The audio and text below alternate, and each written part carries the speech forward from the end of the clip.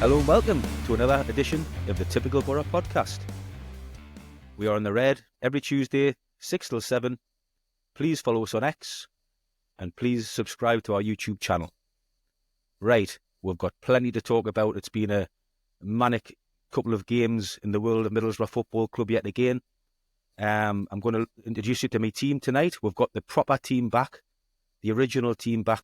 Looking at my screen, trying to judge what the faces are. Are the faces happy? Are the faces sad? Are they frustrated?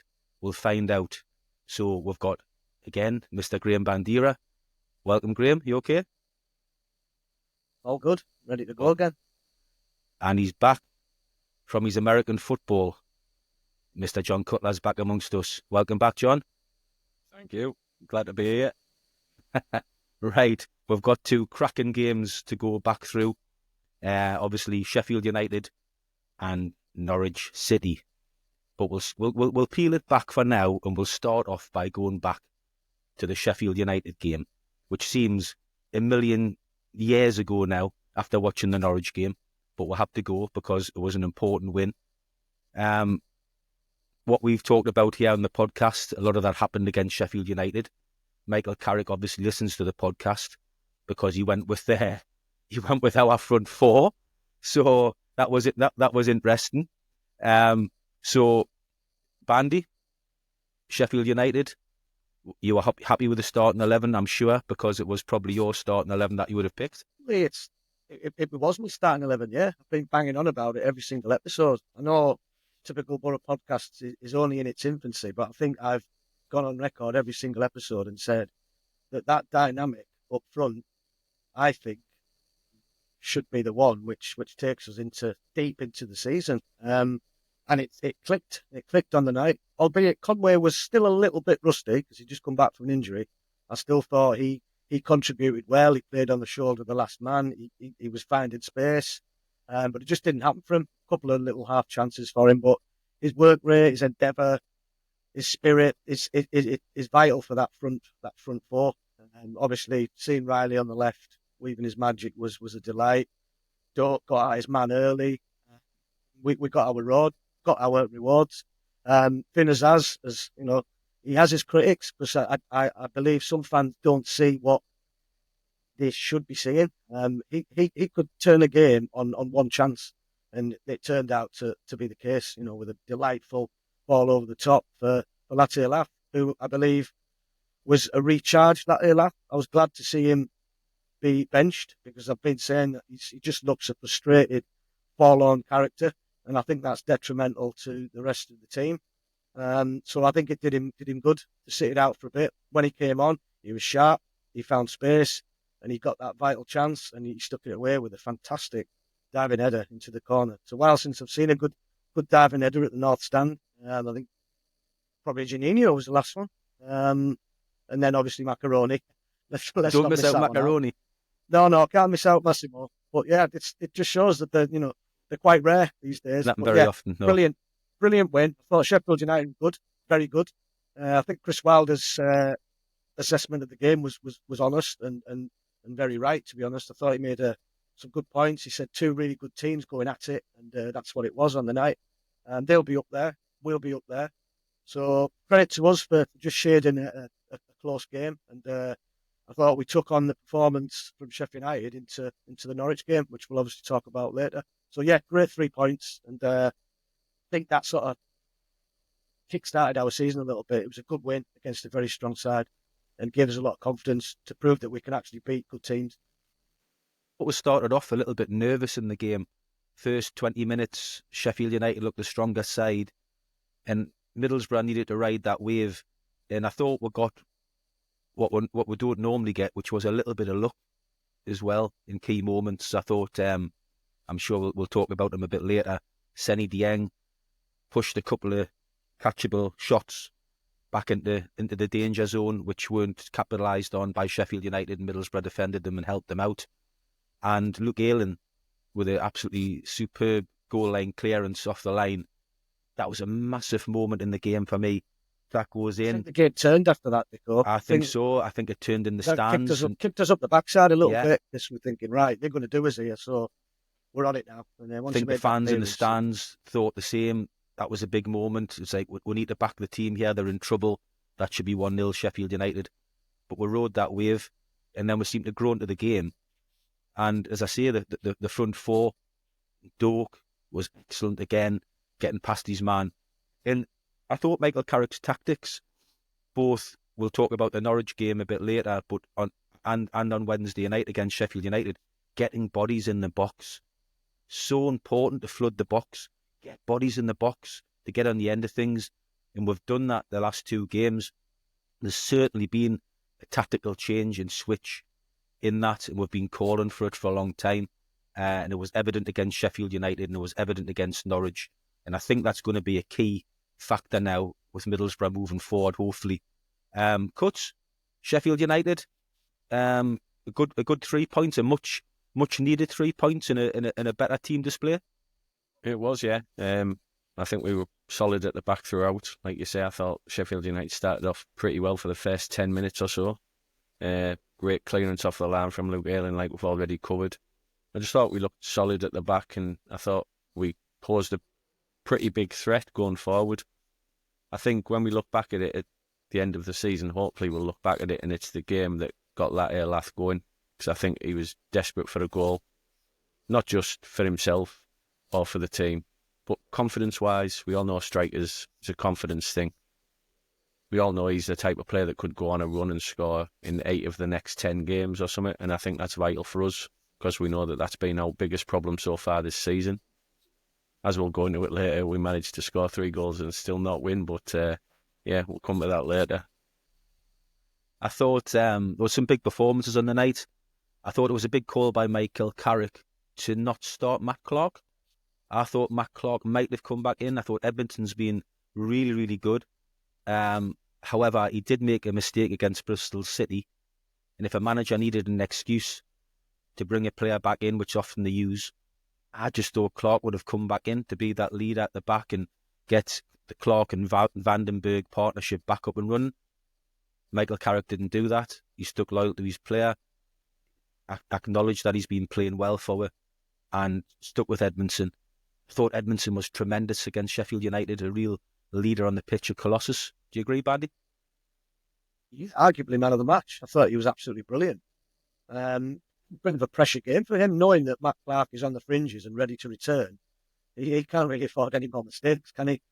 Because he made a howler against Bristol City with that square pass, which caught us out. He scored the second goal, but no, he was brilliant. And like you say, he was colossal. He was superb. Midfield too were brilliant. Hackley had a great game again. As bad as he was against Bristol, he recovered. He was fantastic for us against Sheffield United. Because he was up against a good player, Arblaster, who just sits in front of the back four for Sheffield United and screens and can dictate play. But we got a grip of their midfield, I thought, and I think that's where the game was won. Once we won that midfield battle, we were able to try, create in that final third. And Doak got involved, for a good 45, 50 minutes, and then he sort of tired a little bit. But that's expected, because every time he gets the ball, he's got that propensity to attack his man, and he never stops running. His energy is just boundless, and we're gonna benefit from him this season, certainly. Riley McGree obviously starting again, another 3 points in the bag when Riley starts. Doesn't give the ball away, makes players around him better, makes Finn Azaz better. As I've dubbed Finn Azaz the Championship Zidane, I make no apologies for that. And obviously Borges, the left back, that was his best game in the Middlesbrough shirt. Got forward, had Riley McGree helping him out. Got forward, put some quality balls in. I thought he played really well tonight, Borges, and that was really encouraging for me, because it's a problem position for us where we've struggled to fill since obviously Ryan Giles is superb season for us. And I thought Borges against Sheffield United give me a little bit more encouragement that he could make that position his own. Do you agree, Cut? Well, I thought it was his best game, but to be fair, it wouldn't have took much to be his best game. I'm not convinced by him yet. Yeah. And it'll take more than 90 minutes against, albeit a good team, to convince me. I think if we've got one weak spot in the team, I think that's it. We can talk about players that I need all day long, but I'd be doing everything possible to try and get Ryan Giles back here in January, because I think it's the only weak spot we've got in the squad. I don't know who's scouting our left backs, but the last two certainly haven't been good enough. And I think Bandeira would be starting if he was fit, so I better not say any more on that. Interestingly, in Wilder's interview, he did actually acknowledge that they targeted Borges and saw him as the weakest link. But I think he's recovered quite well. He had a torrid start. He looked like a defender that didn't want to defend. He was constantly out of position, but I think he's finding his feet a little bit. And his touch is good. His link-up play is good. Physically, I think he could be a little bit more imposing, a bit more aggressive. Looks a little bit timid at times, but that might come. But I thought he did well. He had a good game, so he's worth persevering with. Hopefully, he might turn out to be a really good signing. Early days. Let's hope so. Yeah, but yeah, I do acknowledge Cuts' concerns, because to start with, he looked like a poorer version of a bad Engel. But he's recovering well, so he's got some spirit about him. So yeah, good luck to him. I'm happy to see him at left back, and I'll back him all day long. The game reminded me last season, if you remember, when we pulled a win against Leicester out the bag with a late winner with a free kick. We won 1-0 against Leicester, who were a good team, flying at the time. And I just thought it's got a banger, didn't he? Yeah. And it reminded me of that, where it was a game that we needed to win for lots of reasons. And I think it did. I think that Sheffield United performance injected a bit of confidence back into the Middlesbrough squad. Clean sheet, Lat scoring, McGree back in the side, Conway getting the chance up front, Doak outstanding. It ticked a lot of boxes, and we seem to be playing the Michael Carrick way again, where we're a little bit quicker with our passing, and as I said earlier, getting bodies in the box. So that was like almost a preview. Can we do that again, rolling into the Norwich game and away from home against a good side that hasn't lost at Carrow Road for nigh on 12 months. So, right, it's that, isn't it? It's unbelievable. I think it's 26 games. Yeah. I didn't realise. I mean, it makes you wonder how they haven't done something special with that record, but they must be poor away. I forgot. Nickel and Hyde team, they get beat regularly away. Yeah. It's unbelievable. So obviously we're rolling to Norwich, and there's one change by Michael Carrick. It's a significant change for me. It's one that I've been calling for a little while, which was to bring Anthony Dijksteel in for Luke Ayling, freshening it up. Aylin's played nearly every minute of the season against a good Norwich side who are good in the wide areas. Thought it was a good move by Michael Carrick, and I was delighted that he kept faith with Conway up front and let Lat, although he scored, say, yeah, you scored, but the shirt's still Conway's at the moment. He put his shift in, staying loyal with Conway, giving him a chance. So I was pretty happy with the starting 11 going into the Norwich game. What was your thoughts, Graeme? Yeah, great. Yeah, I'm a Luke Ayling fan, but he's getting on. He's played two tricky games. Bristol game, he was poor. Sheffield United game, he was a lot stronger. I thought in that game we did need him. Just his experience is vital in key games like that. But he is getting caught out at times, but I still believe he's a vital cog in our machine. But yeah, I don't mind him getting rested, or would you say dropped, however you want to term it. I don't think he's that type of player to sort of accept being dropped. He's too good a player to be called being dropped. But just sit this one out today and bring Dijksteel back in, who had a really good game today. Thought he was excellent, and got an assist as well with a fantastic overlapping run on the other wing. What was he doing there? Like can you explain to me what he was doing there, Graeme? Just instinctive play. No, I just think let's probably give him an instruction. Say, look, flood the box, get players up into that final third, and he saw the gap and just went for it. It was a beautiful goal. That. It was great to see, and he more than played his part. Class. So he had a really good game. I think he had a tricky first 10-15 minutes. They got the goal from his side, and then Van der Berg wasn't quick enough to react to get to block the shot from Sainz, who was absolutely fantastic. We'll talk about him in a bit. So he recovered after a bad 10 minutes, and I thought he had a really good game. So there's a case for him now, possibly getting another start. So I don't mind that. If it's going to benefit the team, I'm not going to get personal about different players coming in who I do or don't fancy. And it worked, it worked, and we got a good point in the end, really. But we'll talk about that because I'll come back to you on that one, Graeme. Exactly, yeah, that's why I mentioned it. So we started the game off. I thought we started the game off poorly. I thought we'd give the ball away far too many times. As good as the midfield two were against Sheffield United, Morris and Hackney, I thought they didn't have the best games today against Norwich. I thought they gave the ball away an awful lot in key areas in the middle of the park. The first 10 minutes, Middlesbrough seemed to give the ball away a hell of a lot all over the park and seemed to be playing at a slower tempo than we were against Sheffield United. And to me, it was no surprise when Norwich took the lead. Though Norwich are heavily involved down the left-hand side with Sainz. He's the player that they play to, they look to all the time. They very rarely go down the other side. And they were targeting Middlesbrough down that side. Every chance they got to switch the ball across that side, they did. And they just got to run on Dijksteel. You got a yard on him, like you say. And to be fair to the lad, although Middlesbrough, like I agree, Graeme, were a little bit slow to react in terms of blocking the shot. It's a fabulous strike. It's a fabulous strike. It was it was an avoidable goal. Carrick could look at that and think, no, that shouldn't have happened. But give the lad credit, it was a brilliant goal.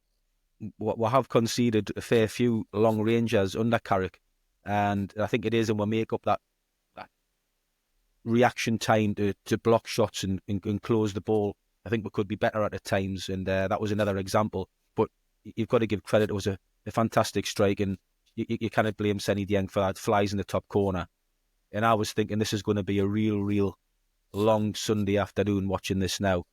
But to be fair to Middlesbrough, Cuts, we got straight back at them, got back in the game, and turned it around pretty quickly. I think it's interesting now. Different people view games. So you mentioned about Hackney and Morris there. For me, I thought Hackney and Morris for an hour were absolutely outstanding. So did I, John. I thought they controlled the midfield. Morris was blown out of his backside after 70 minutes, but to be fair, I thought him and Hackney put in a really good shift. I thought we dominated. There's nothing the goalkeeper could do about the first one. Nothing he could do, really about the second one. So I'm not going to criticise Dieng for any of the first two goals.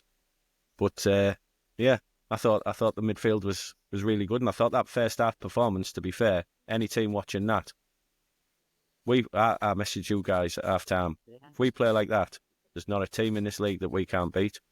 Unfortunately, we can't play like that for 90 minutes. But as soon as we start playing like that, we are going to shoot up this league. And I say it every week, I'm still convinced that we'll finish in the top two. 10 points behind Sunderland at the moment. I'm convinced we can catch them. No reason to write us off. Very disappointed about the day now we finished. But that first 45 minutes was a joy to watch. Anyone watching that on Sky TV, whether you're a Premier League fan or not, would have loved watching every minute of that passing football and movement. I thought we were scintillating first half. Wow. It's the best we've played this season, the first 45 minutes by a long way. First goal, Borges gets the ball on the left. Great cross to the back post. In comes Conway. Really good finish. Conway is a natural finisher. You can see a lot of players would have volleyed that into the stand, but the way he placed it made sure he hit the target.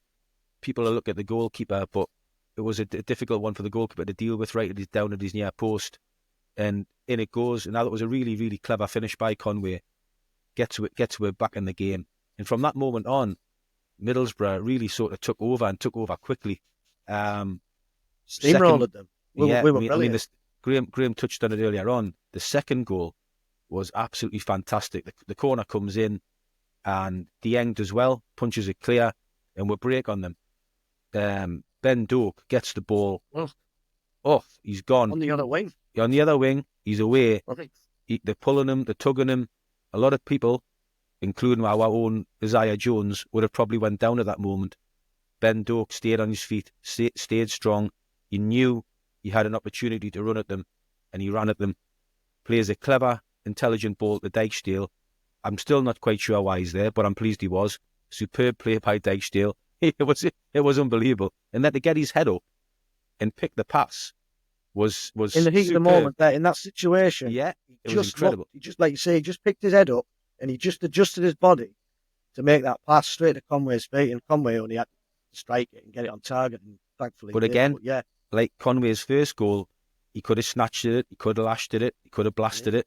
He didn't. It was a Bernie Slaver next, type finish, side foot, in off the post, bang. Game's turned on its head.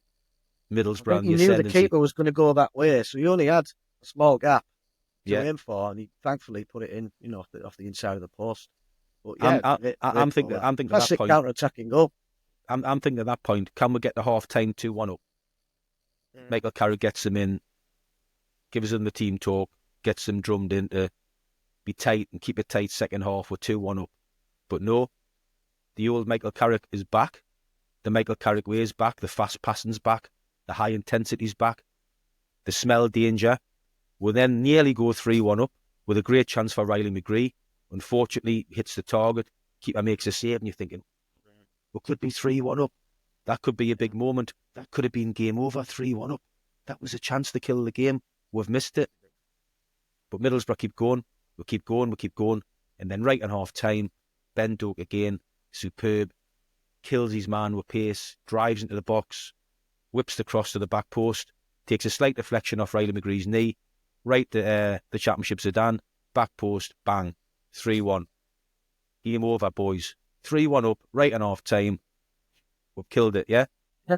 It was from a Hackney shot, wasn't it? Hackney had a shot, keeper parried, then Doak latches onto it, and he takes one little look to see who's making that run, and we had Azaz and Riley both in the box, going for the same ball, and then, it come off Riley a little bit, and then Azaz got the final touch, didn't he? That's right, yeah. Back post, So, Azaz is there. Brilliant goal. But that's what happens when you gamble. You have a shot, keep it parries, get bodies in the box, it goes in. But we haven't been doing that. Exactly. We've been doing it in the last when the couple cross of games. come in, we had 4 people in the box. That hasn't been happening. In it goes, back post, Azaz, 3-1, right in half time. Perfect, yeah? What? Come out second half? Perfect, but even I'm thinking we still need another.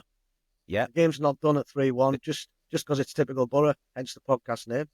We're Middlesbrough fans. It's in our psyche. We've seen this all before. We all remember the Norwich 4-4 all them years ago. Still haunted by it. Always played on Sky Sports. So in your mind, you're still thinking about the longer it goes 3-1, this is in the bag. If we can nick a fourth, it's game over. And then we'll get the chance for the fourth. Riley McGree it was a penalty, gets taken out in the box. Yeah. And you're thinking, right, this goes in. Tommy Conway, hat-trick. You can see Lat on the line, ready to come on. And I'm thinking, this is perfect. Lat's going to come on to run them ragged. Tommy Conway is going to do what he done on his debut, smash the penalty away home. We're 4-1 up. Middlesbrough fans are going to be bouncing. I'll let you explain the next bit, Graeme. Going back to winning the penalty, again, we talk about players sort of taking the game by the scruff of the neck. Hackney gets it, and he just goes for the jugular. He just takes the ball in. He looked like he was going to get a shot away. There was a coming together of bodies. It fell nicely for Riley. Tried to skip past, and you got took down. So definite penalty. So I'm thinking, you're always worried about any player missing a penalty. But if anyone was taking that penalty, it had to be Conway. Your striker's got to take your penalty. He's on 2 goals. But no, maybe he saw the hat trick before he didn't get the hat trick, if that makes sense. But he didn't. I'm not a fan of these dummies, shimmies, whatever you want to call them, feigning to shoot. I think it's nonsense, to be honest. Just put your laces through it, pick your spot, and hammer Smash it. which he did in early season when he got that winner in the home game. So disappointed with the penalty, but I'm not going to go to town on him and say, it was rubbish. And it does happen. Good players miss penalties, but it was a really, really crap penalty, if I'm honest. And it shouldn't really have damaged us, to be honest. We should have galvanised and not let them get back in the game. But when Sainz hits that absolute, it's a top corner, again, you're thinking, oh my God, now we're under pressure. And that was it. It sort of, the game dissipated. It was taken away from us at that point, and then we were in trouble. So I'm going to bring cuts in here. So Tommy Conway misses the penalty. You know that Latte Lat's coming on. Then you see, actually, Isaiah Jones is coming on as well. And Ben Doak's coming off. Them two come off the pitch. Within 2 minutes, Sainz, as you said, has scored an absolute second worldie into the top corner. It's 3-2. Psychologically, that game's flipped on its head. And I don't think as a Middlesbrough fan living and breathing that didn't expect the game then to turn sour for Middlesbrough, because we've seen it so many times. I'm going to come to you, Cuts, and I'm going to ask you, in your opinion, did those substitutions affect what happened in the next 2 minutes?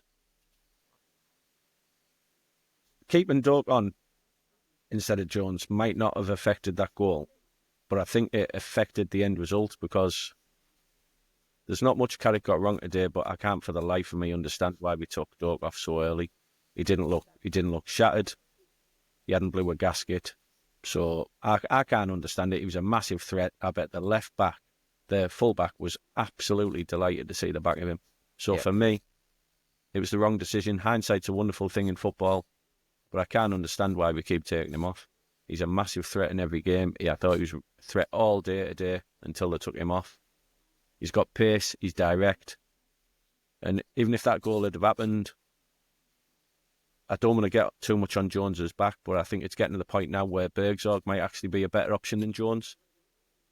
At the moment, maybe not long term, but at the moment, because he looks completely shot as a player. I know he's been took out, so you'd be thinking when he gets in, he's getting half an hour here, let's see what he can do.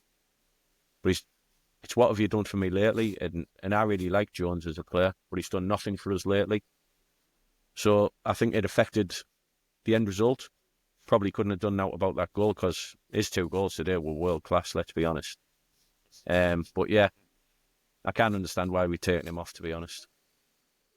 I thought it was a big moment in the game, as I say, both in terms of the substitutions and in terms of them psychologically giving Norwich, we're still in this game, and to score so quickly after the penalty miss, you could tell that their tails were up, Middlesbrough's tails were down, and it was a big moment. And looking back, I just think, even Conway, you had scored 2 goals and you had missed the penalty.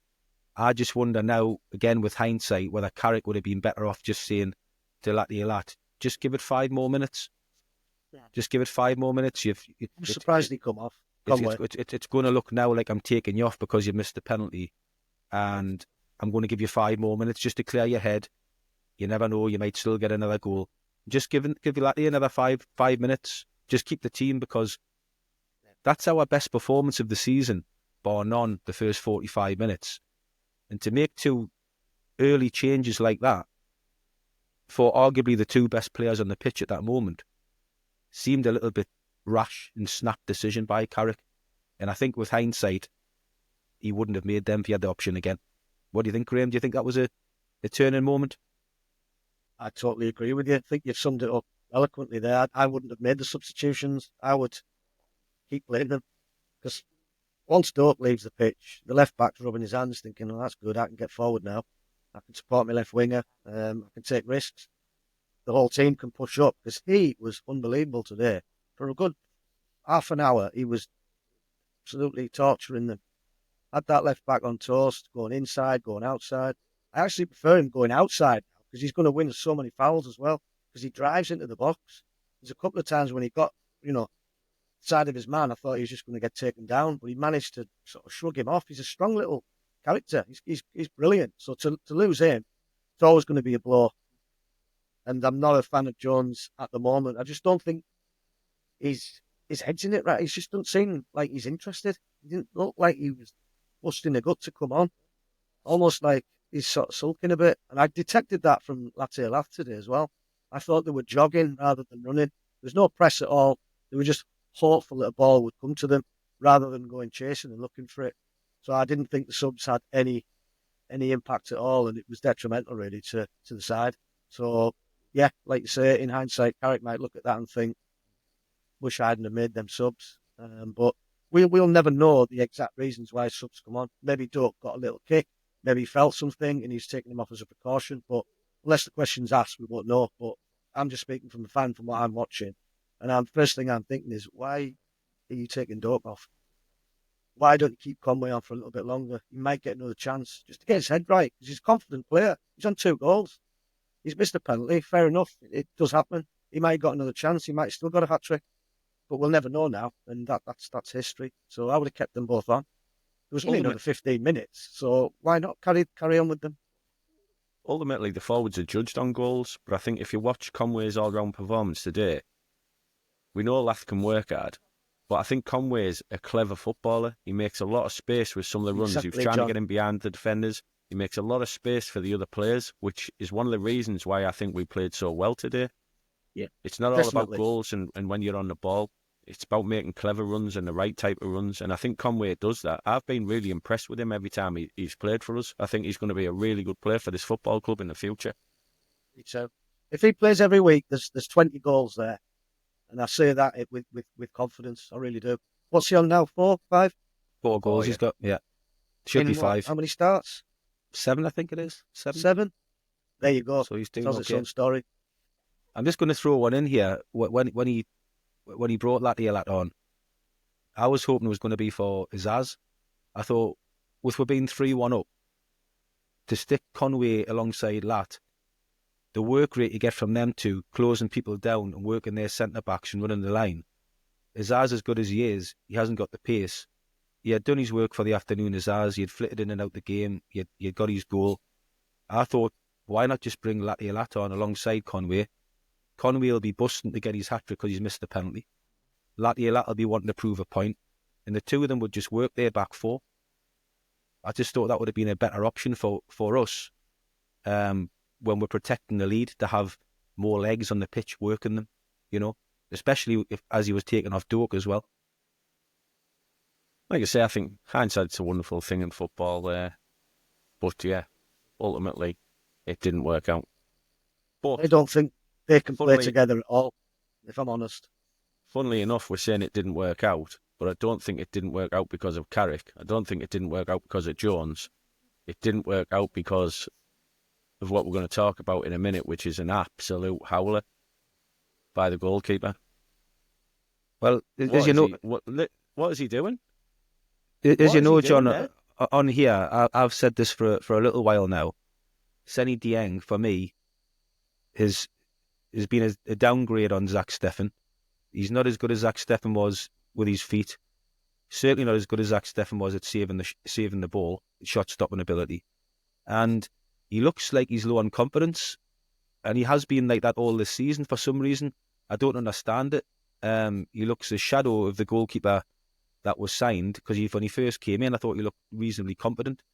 But the stats tell you, if you shoot on Middlesbrough's goal, there's probably a 50-50 chance that ball's going to go in the back of the net, because his stats are really, really poor for saving the ball. And on Wednesday night, he spilled 2. He doesn't catch very much. He likes to push things away time and time again. Got away with it on Wednesday night. But ultimately, he's cost with on Sunday against Norwich with a basic mistake. It's an awful ball to deal with as a goalkeeper, because it's coming whipped in at your near post, and you're expecting the cross, so you're setting yourself up almost to be ready to come out and deal with a cross. And when it's changed and it's whipped in at your near post, you're almost having to change your mindset from going from your right back to your left. Now, again, his handlings let him down. Just take the ball, smother the ball. Even if you're not confident of dealing with the ball, push it around the corner, push it around the post for a corner. But his position when he actually takes the ball is wrong, because he should be in front of his near post dealing with it, but he's actually 2 yards inside his post dealing with it. And then he's thinking, I'm going to take this ball into the net myself. And so then at the last second, he pushes it back out, but unfortunately pushes it onto his foot, his trailing foot, which kicks it back into the net for an own goal. So there's so much wrong from a goalkeeping perspective of what he did. And Michael Carrick will know that, the goalkeeping coach will know that, and Senny Dieng will know that. But if we're going to have a top 6 finish this season, he's going to have to be better, because teams that get promoted and teams that win things, the goalkeeper has to come into the equation. And all good teams that win things have a good goalkeeper, and at times the goalkeeper has pulled them out with a match-winning performance and match-winning saves. And Seny Dieng doesn't do that. He's an average championship goalkeeper, but he's not a match-winning goalkeeper. And I wonder if his form doesn't improve, if Middlesbrough might look at that situation in January. I know we've got Sol Brynn in the wings, who's apparently a really good young goalkeeper. I watched him against Leeds, where I thought he'd done pretty well, to be honest, apart from a couple of... Very assured in that game. I thought very assured, apart from one cross which he flailed at. Then he got the Stoke game, and it wasn't his fault, and he was under a lot of pressure. But a few of the goals that went in against Stoke, I thought, maybe you're just not quite ready yet.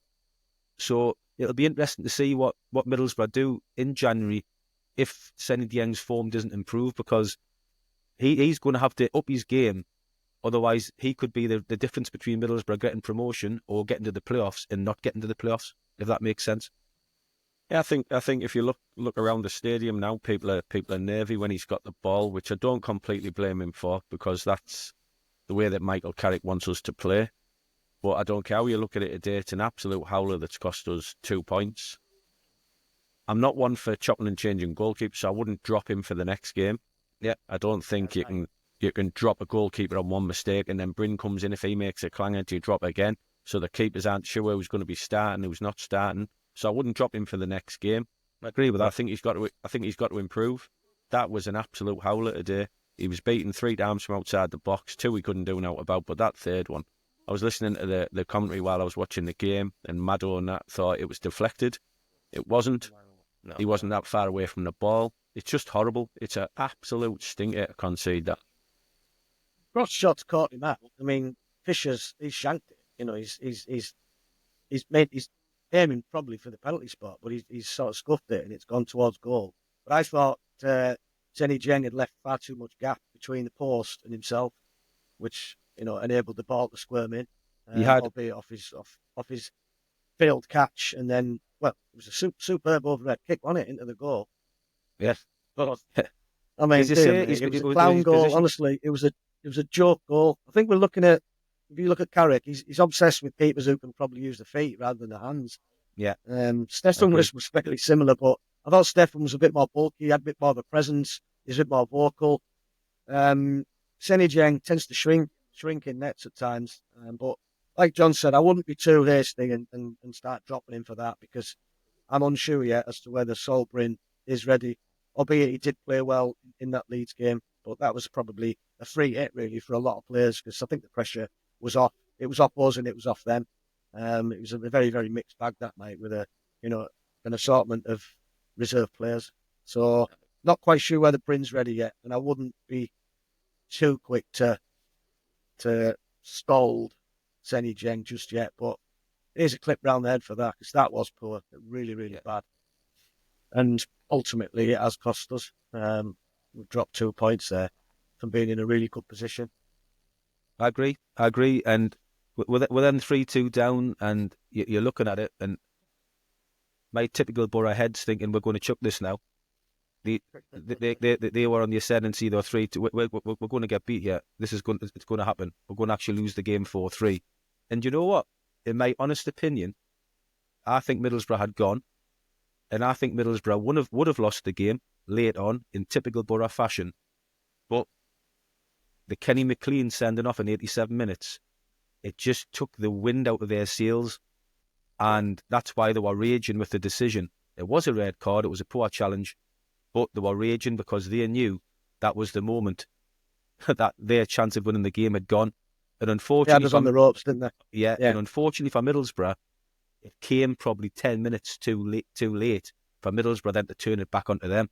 Because after that red card, you then thought, actually, Middlesbrough could go back up here and win it.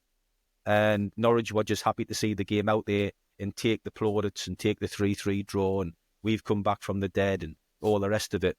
And it was just a a frustrating end to a frustrating game, which promised so much. Completely agree. I didn't believe we had enough in that last 5-10 minutes plus the injury time to actually go on and pinch a fourth goal. Once the subs were made and then they got level, you're just clinging on. You're looking at the watch thinking, just blow the whistle here, get the point, because can't lose this game. That would have been a travesty if we'd have lost that. Dear God. So take the point, move on, look at the positives. Offensively, best we've played for a long, long time. Everything clicked. He's playing the right players in the right positions up the final third of the field. So we've got to, it is hard to take, tough one to swallow is that, but there was a lot of bright spells today, some really, really scintillating football, to use John's word. It was really, really good, and we blitzed them, blew them away for 25 minutes. I think the sad thing about today is, at the start of the week, if we'd have said we'll get 4 points out of 6, I think most Boro fans would have accepted that.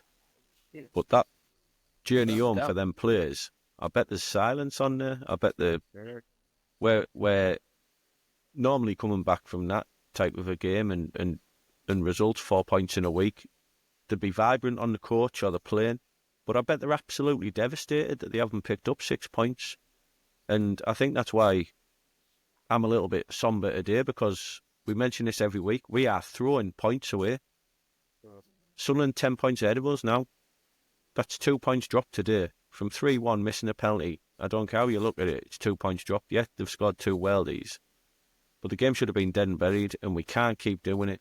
We're doing it week in, week out, throwing points away. It needs to stop, and it needs to stop quickly. Otherwise, the teams ahead are going to be too far ahead.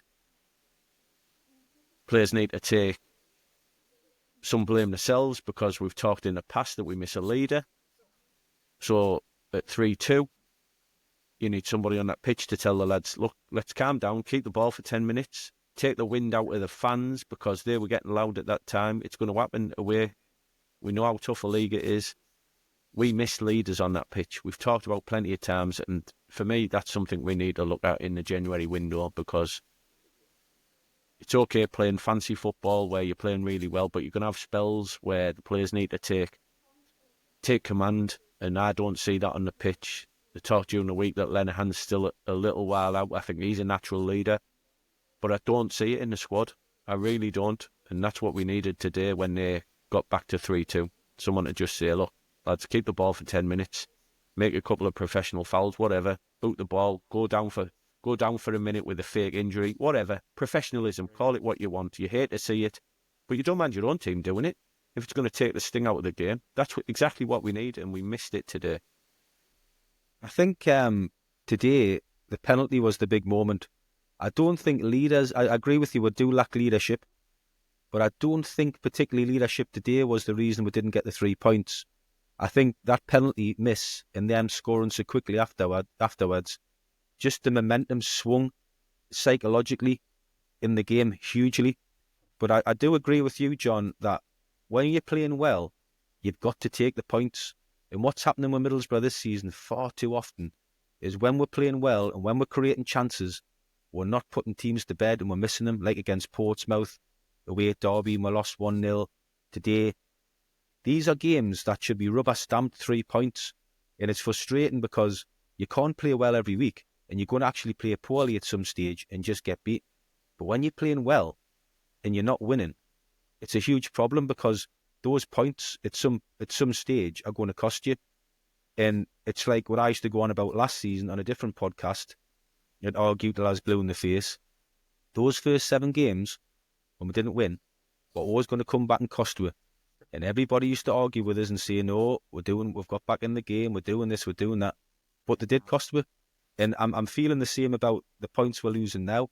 I keep thinking these could come back to haunt me. Yes, that I'm encouraged by the level of performance the last 2 games.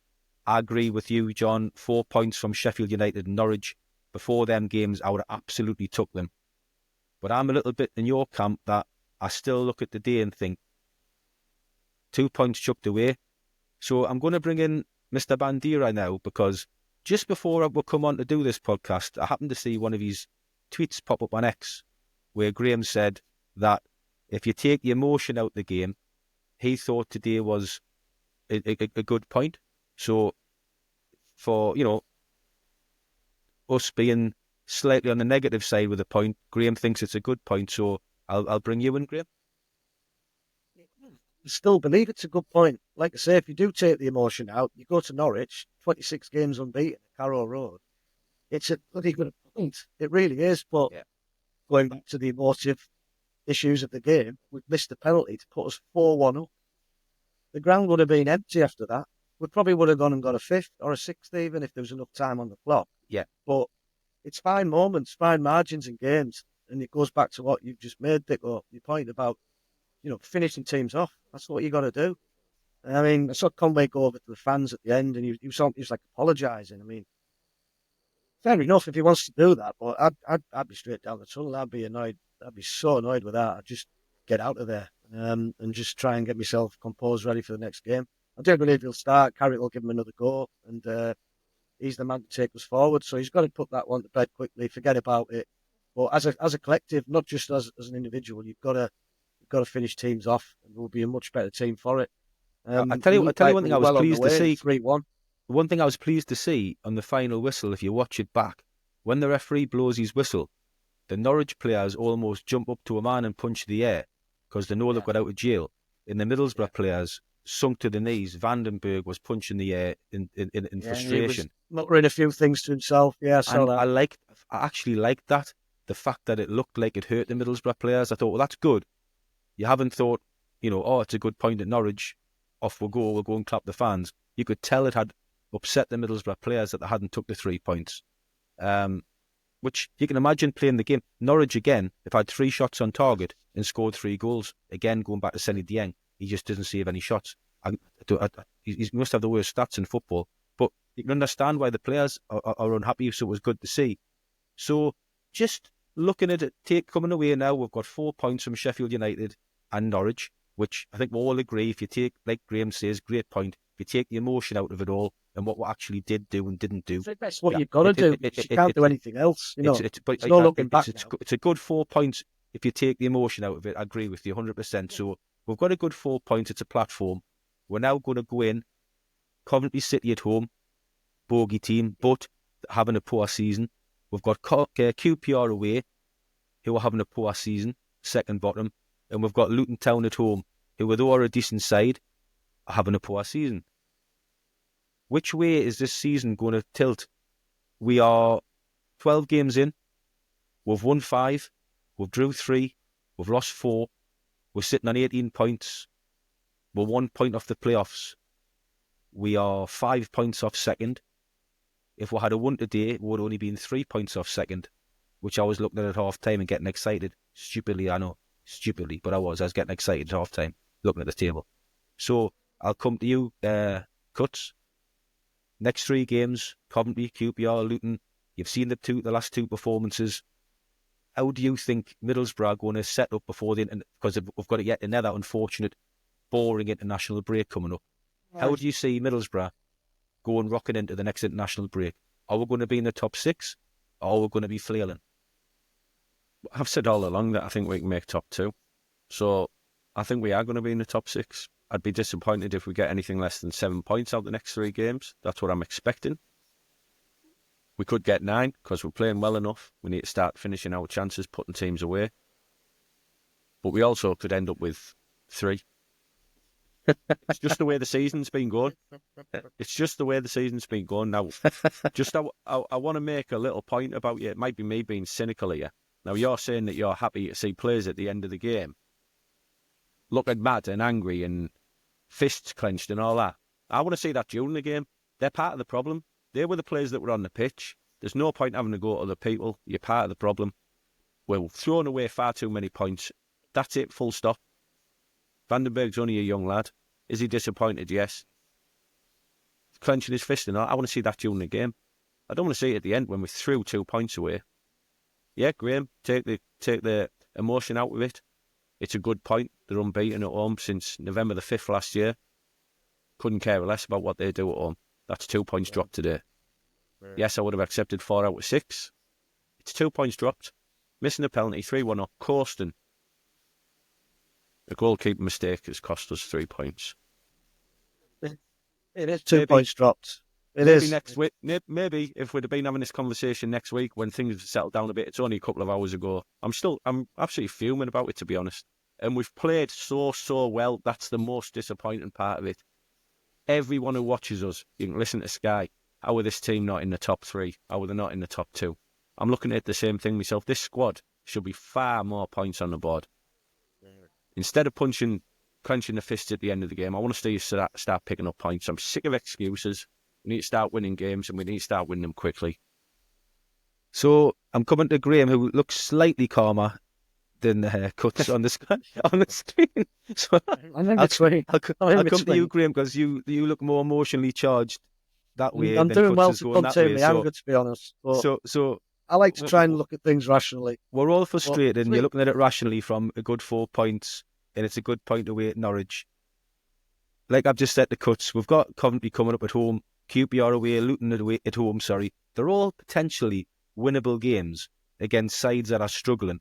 But as you know, this is Middlesbrough. Looking at the last 2 performances and the way we're heading, how would you anticipate the next 3 games before the international break going? Not your heart, with your head. I get the players together and look at that as a mini league, really. We've got 3 games there that we need to win all 3 games. And then they can do what the hell they want on the international break. I don't care. But we've got to get 9 points. The teams that are going to finish or should finish well below us in this league. I know Luton have come down, but this season they've been crap. They can't buy a win, so they're beatable. Coventry are all over the place now. They're not the team that, were our bogey team, I believe. We're better than them, far better than them. QPR are in disarray as well.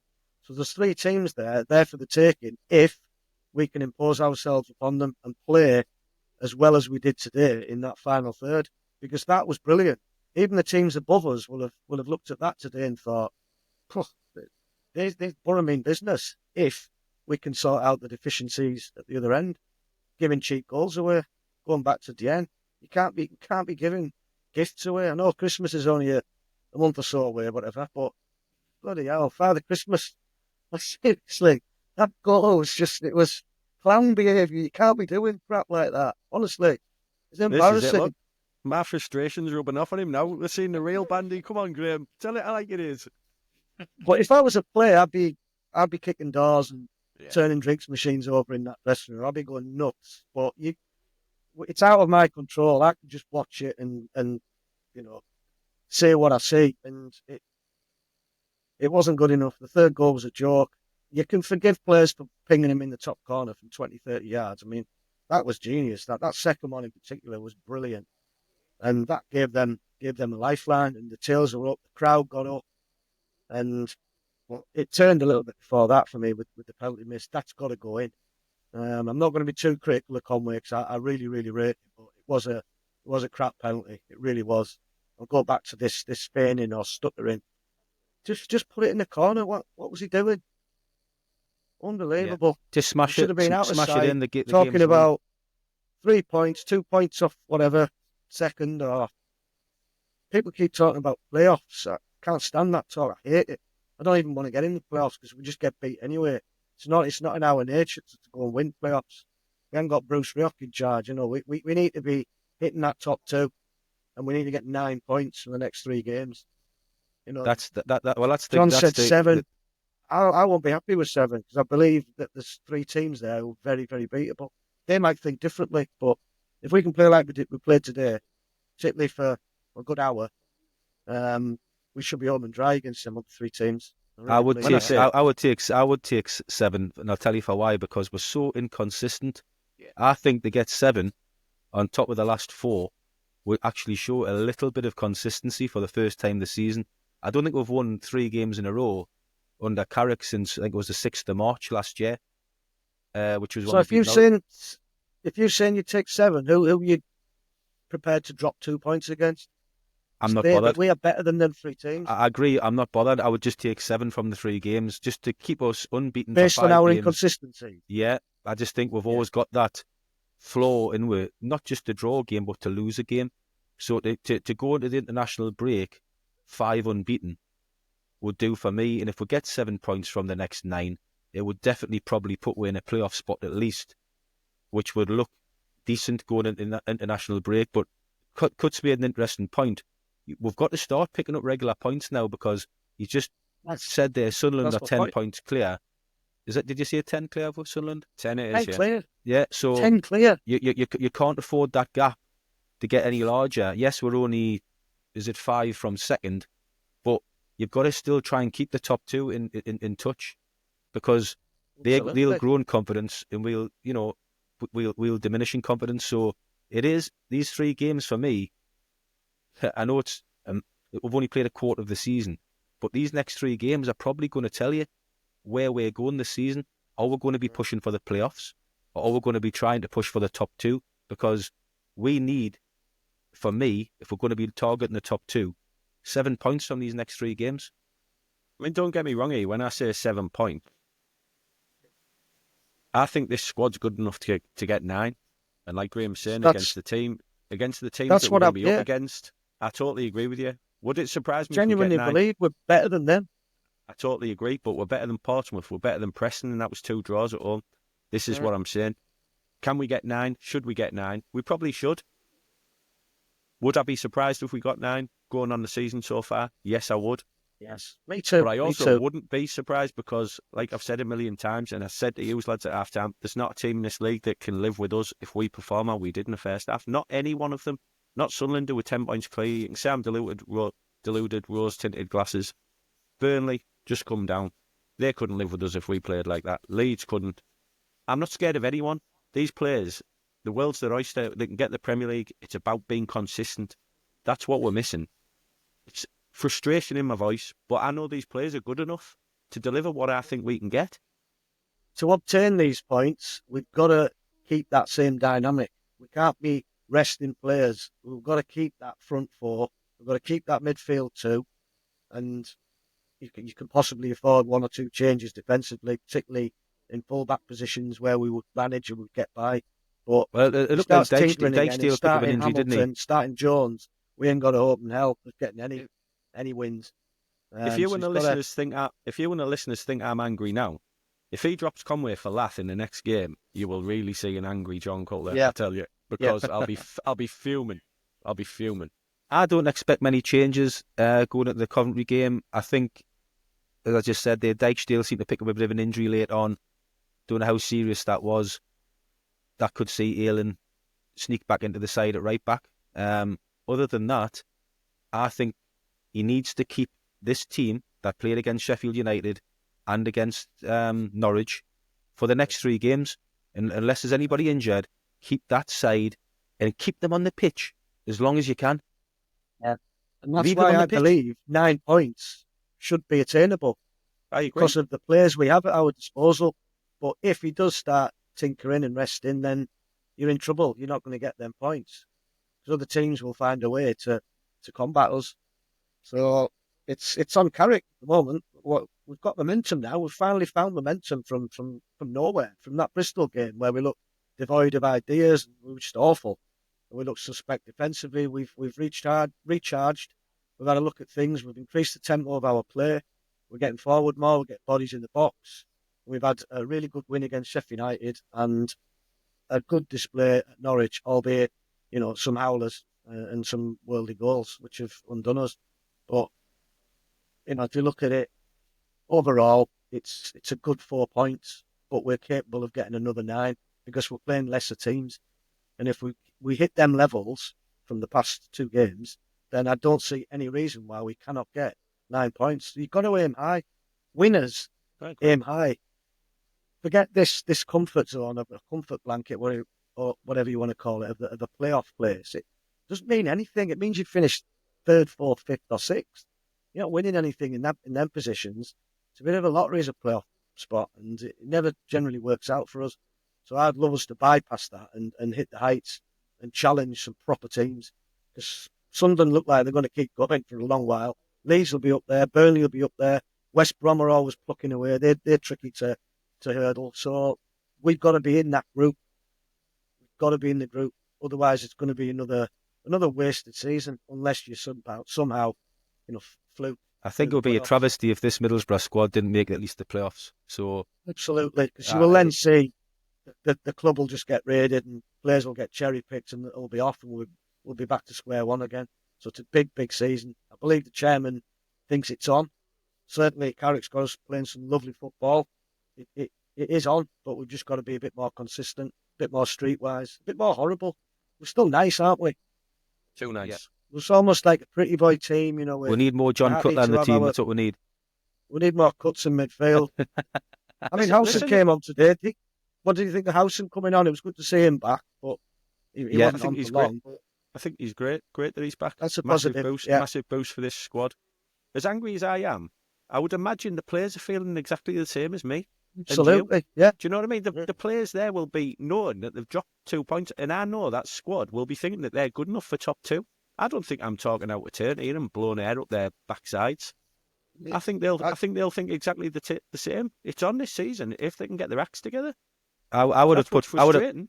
I would have put Johnny Howson on a little bit earlier, to be honest. And like I say, I slightly disagree, you two boys. I didn't think with two midfield players were up to the usual standards today.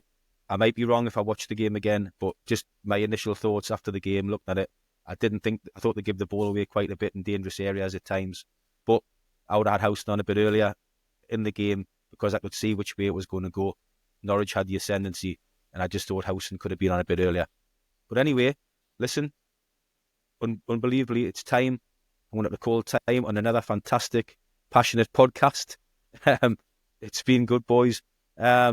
Listen, I'll thank the sponsors, Midas Claddon for Middlesbrough. We're going to have some news shortly on a prize draw for November, and then a big prize draw coming up for Christmas time. So, listeners, keep an eye out for that shortly. But there you go again. Typical Boro's over for one more week. Remember, Boro fans, don't see a typical Boro. Watch it, listen to it. We'll see you next week. Up the Boro. Up the Boro.